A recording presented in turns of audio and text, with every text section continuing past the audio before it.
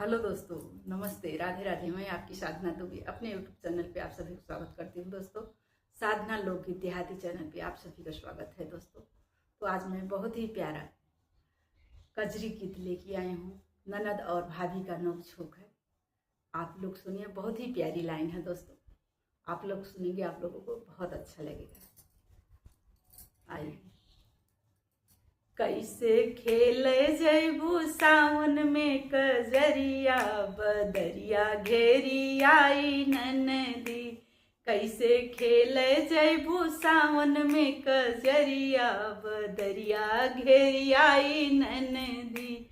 कैसे खेले जैबू सावन में कजरिया, बदरिया घेरी आई ननदी। तू त जात हवा अकेली, केहू संग ना सहेली। केहू तू त जात हवा अकेली, केहू संग ना सहेली। गुंडा छेकिलई है, गुंडा छेकिलई है तोहरी डगरिया, बदरिया घेरी आई ननदी। गुंडा छेकिलई है तोहरी डगरिया, बदरिया घेरी आई ननदी।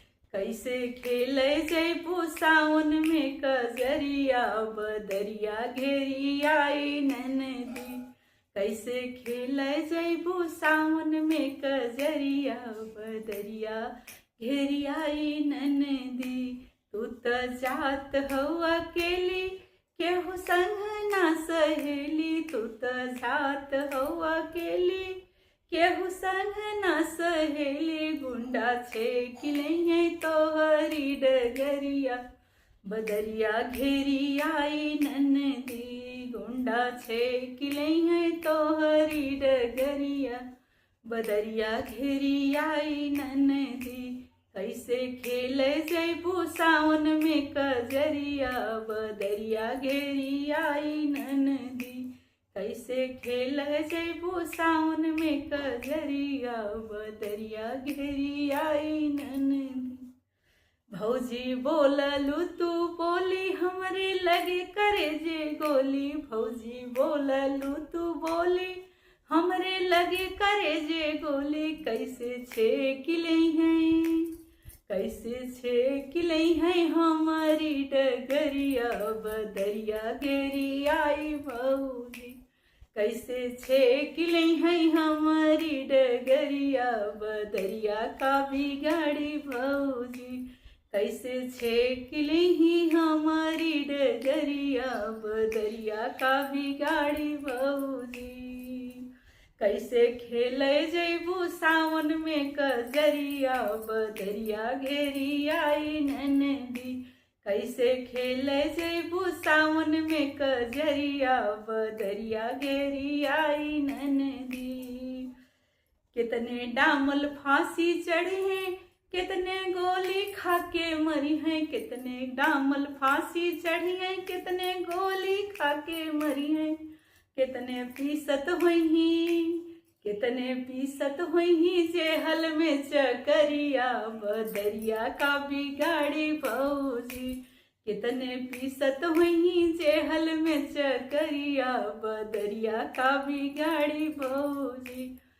कितने डामल फांसी चढ़ी है, कितने गोली खाके मरी है। कितने डामल फांसी चढ़ी है, कितने गोली खाके मरी हैं। कितने पीसत हुई हैं जेहल में चकरिया, बदरिया का बिगाड़ी भौजी।